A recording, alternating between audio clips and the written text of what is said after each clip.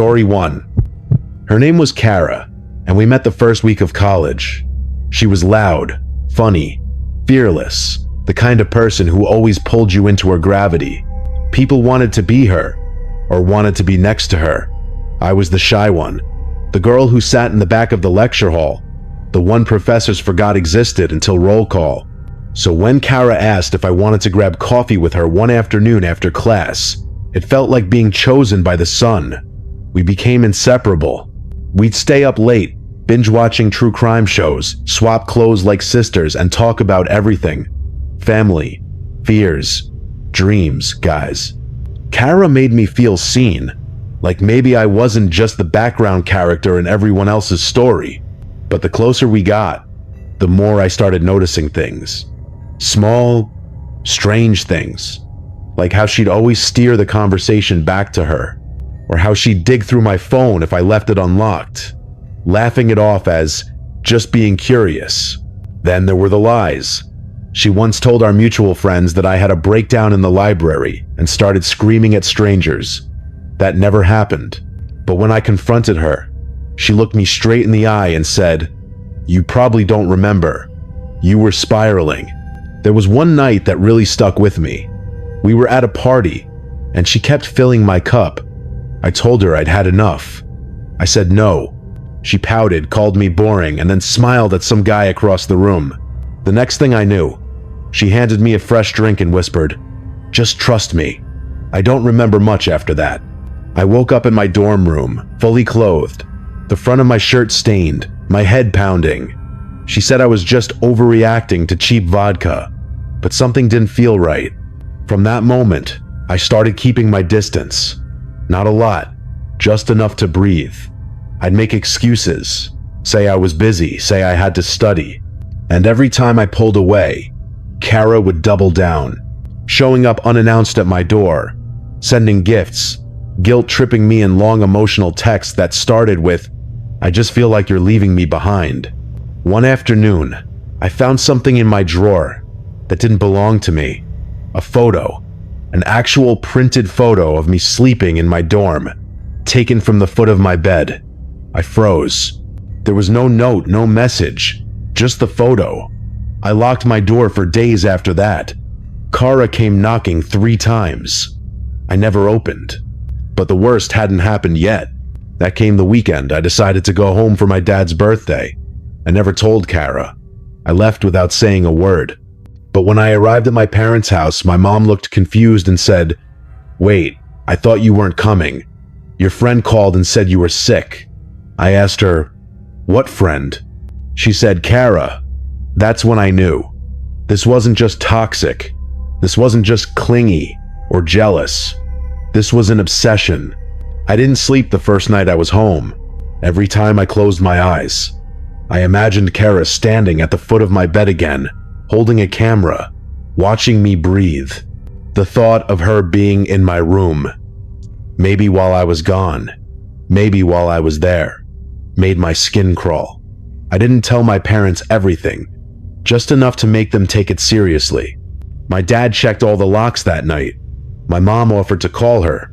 I said no, absolutely not. I checked my phone around midnight and saw 3 missed calls from an unknown number. No voicemails. I turned the phone off. The next morning I went for a walk around the neighborhood, just to clear my head, just to pretend for 10 minutes that I wasn't scared out of my mind. But as I was turning back onto our street, I saw something that made my legs lock in place. Parked 2 houses down was a car I recognized. Kara's car. Same cracked bumper.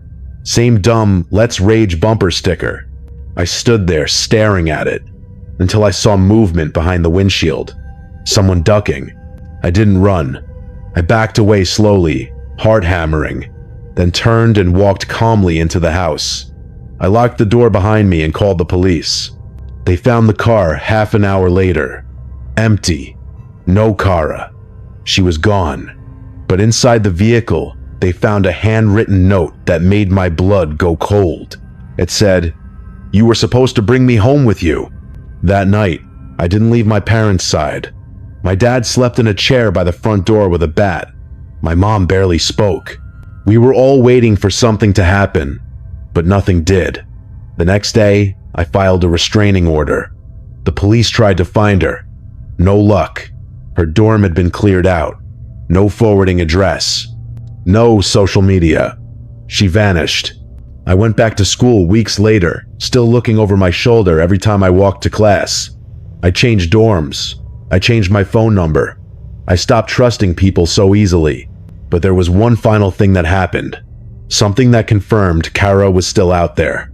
One night, while working late on a paper in the library, I left to grab a snack and came back to find my laptop open. Nothing looked moved, except the screen. A new document had been created. Just one sentence on it. You still sleep with the door unlocked. I moved back home that week, finished the semester remotely, never went back to campus, and I never heard from Kara again. But I'll never forget that feeling, the slow unraveling of someone who pretended to be your best friend, someone who made you feel safe just so they could get closer before they destroyed you. She didn't want friendship. She wanted possession. And for a while, she had it. Story 2. We met in the freshman year of college. Her name was Kaya. At first, I thought she was just a little intense, maybe overly friendly, but sweet in a clingy sort of way.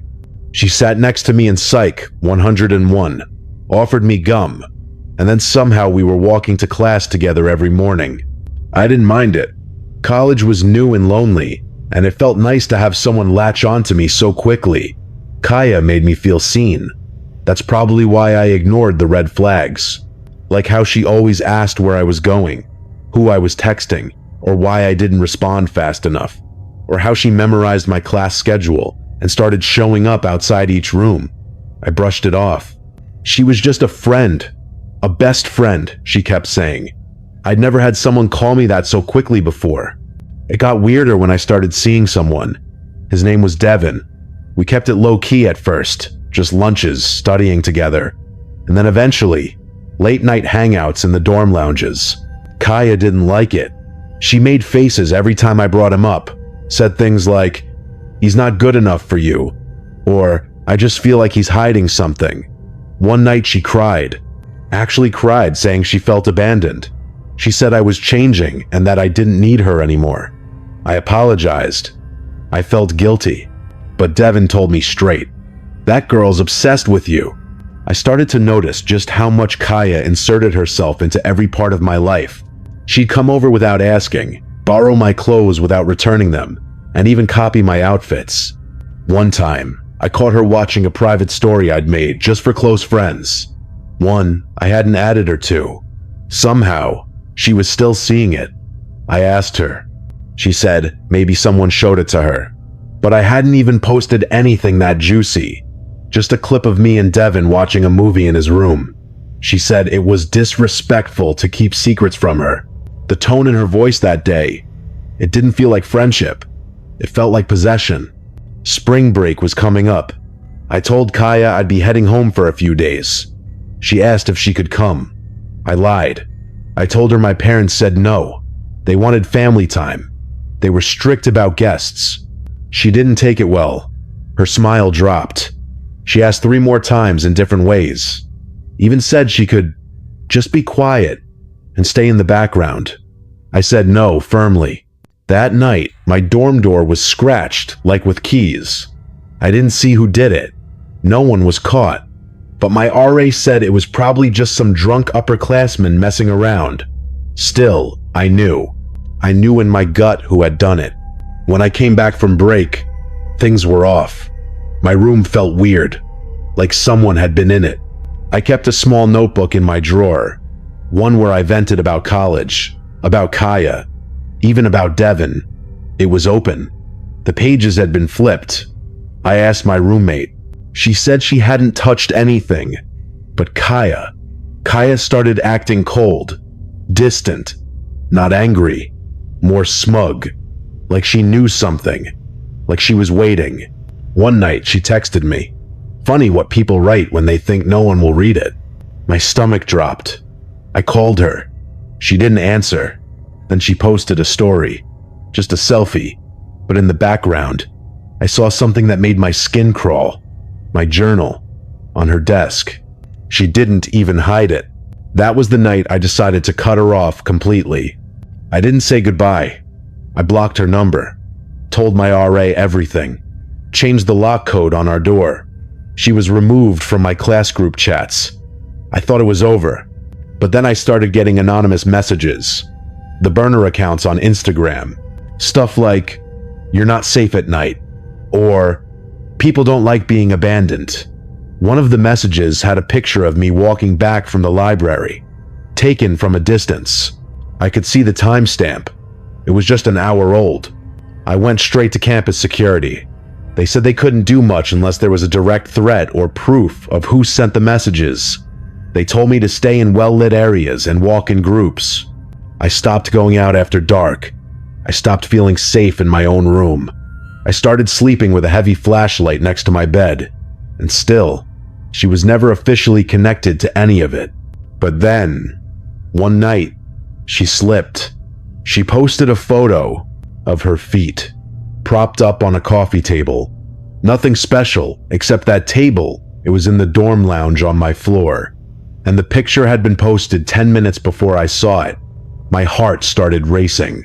I stepped outside my door slowly, and that's when I saw her, sitting alone in the dark lounge, staring at her phone, smiling. I didn't know what to do in that moment. I just stood there, frozen. She looked up from her phone and saw me. Her smile widened like she'd been expecting me all along.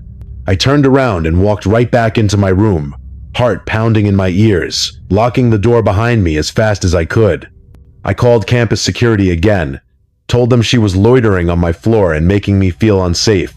They said someone would be by shortly, but by the time anyone showed up, she was gone. No proof, no confrontation, just me. Alone again, trying to breathe through the fear that kept settling deeper and deeper into my chest. The next day, I found something slipped under my door. It was a photo, a printed photo. I, sleeping, in my bed, hair messy, mouth slightly open. The curtains in the background confirmed it. .it was taken inside my room. The only thing that stood out more than the horror of the image itself was the timestamp scribbled in the bottom corner. It was from the night before. I don't know how she got in. I checked everything. My windows, the lock, the hinges. Nothing was broken. Nothing was tampered with. I asked my roommate if she let anyone in. She swore she hadn't seen Kaya in weeks. She was just as shaken as I was. I didn't sleep that night. I couldn't. I went to the campus dean the next morning. I brought the photo. I told him everything. About the obsession, the messages, the stalking, the way she made me feel unsafe in my own skin. He took it seriously. He said he would launch an investigation and notify her that she was no longer allowed near me. A no-contact order was filed, but the damage had already been done. The fear never left.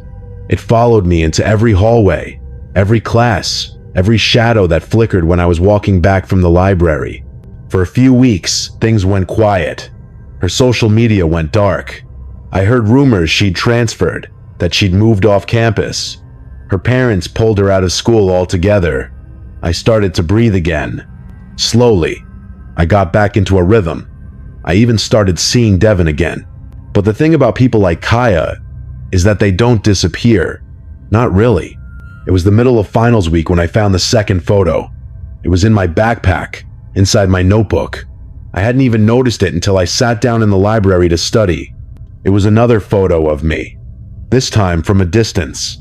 I was sitting on a bench outside the psych building, the same bench where I first met her, the same bench where I offered her a piece of gum without knowing that act would change my life. Written across the back of the photo, in thick black Sharpie, were the words, "Full circle." That's when I realized she had never stopped watching, that the silence wasn't peace, it was preparation. She was out there, still following me, still thinking about me, still convinced we were somehow bonded. I packed my stuff and left the library. I didn't even make it home. I called my mom, crying in the middle of a cold sidewalk, telling her I needed to come home.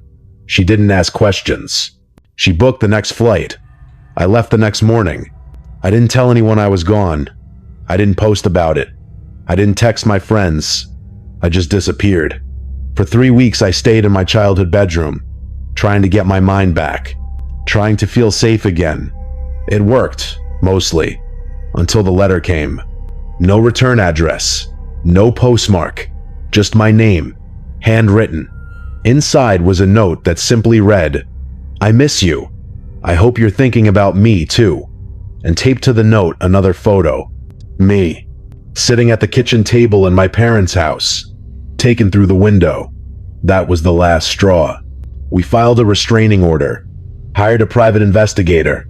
I transferred schools, new email, new number, new everything. I haven't seen her since, but sometimes I still wake up at night and check the corners of my room, or the lock on the window, or the closet, because I know that obsession doesn't just disappear. It waits, and it watches. And when someone calls you their best friend, too soon, too fast. Sometimes that's not love. It's a warning. Story 3. Her name was Emily, and she was my best friend from the sophomore year of high school. We were practically inseparable. We dressed alike, had matching phone cases, shared secrets about every crush and every drama. At first, it was flattering, having someone want to be that close.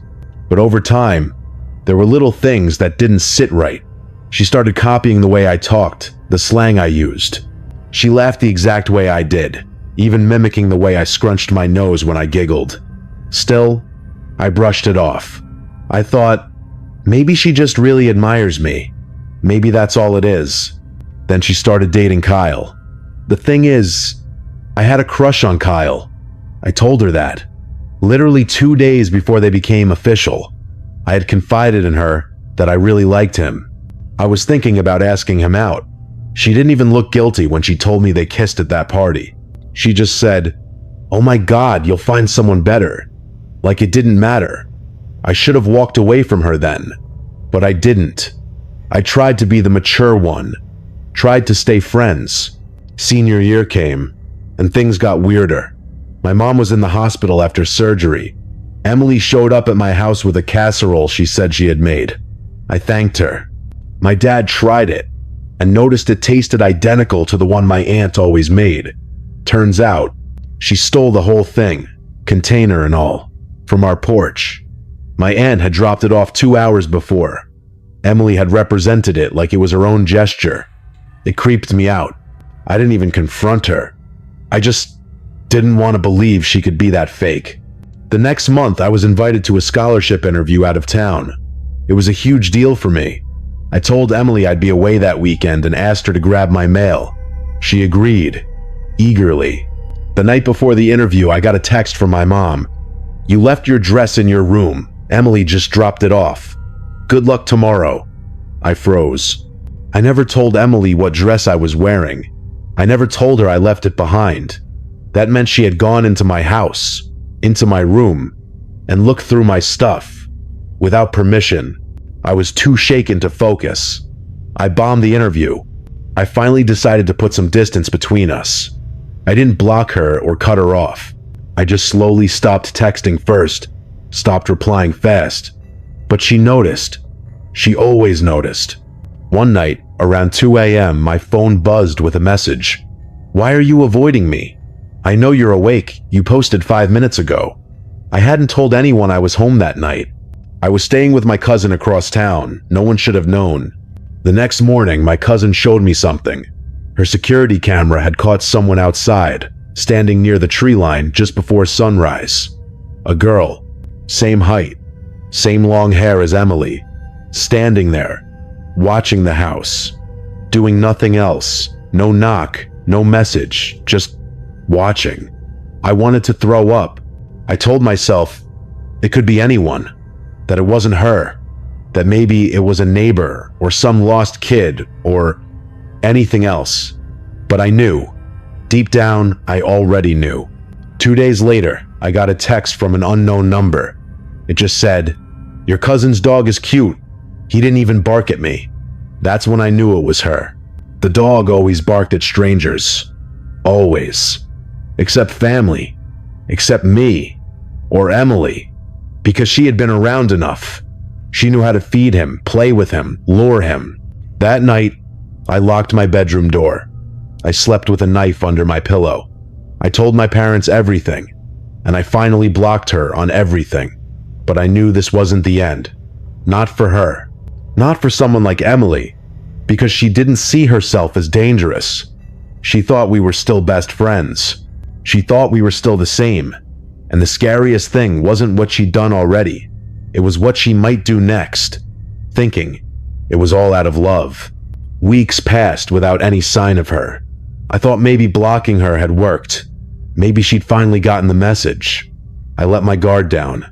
I started answering unknown numbers again, and started leaving my blinds open at night. I even stopped checking the locks 3 times before bed, but that was a mistake. One Friday evening, I came home from work to find a box on my porch. It was taped neatly, with no return address, just my name written in black marker. All caps, no handwriting I recognized. I brought it inside carefully, already feeling that sick pit grow in my stomach. Inside was a photo album. The first picture was me, Emily, and me at our first sleepover, aged 14. I flipped the page. We in matching Halloween costumes. Then, photos I'd never seen. Me at the grocery store. Me at the gas station. Me sleeping. Some were clearly taken through windows, some at night, some just felt wrong. The last page was a letter. It wasn't handwritten. It was typed, printed in huge letters like a child trying to look serious. I'm sorry you don't trust me anymore, but I've never stopped watching out for you. You don't know what people say behind your back. I've always been the only one who really sees you. You're mine, and I'm yours. I miss us. And I ran to my parents' house and begged to stay the night. My dad checked all the locks. My mom made me tea, but I couldn't sleep. The next day, I filed a restraining order. I gave the police the photos, the album, and the letter. They took it seriously, but they said there wasn't much they could do unless she violated the order. I didn't want to wait for that to happen, so I moved. A friend of mine in another city had a room open. I packed everything, deleted my social media, and even changed my number. For months, I finally had peace. I started sleeping through the night again. I made new friends. I didn't tell them about Emily. I wanted to believe that part of my life was behind me. Then one night, I was walking home from a small house party a few blocks away. I took the long way, not because I had to, but because I was feeling good, like myself again. I stopped for a second under a streetlight, scrolling through a text when I felt it, that heaviness in the air, that silence that feels too deep. I looked up. Someone was standing about 50 feet behind me, just barely outside the halo of the streetlight. A woman, same build, same posture. I froze. My mouth went dry. I didn't move. I just stared. She didn't approach. She didn't wave.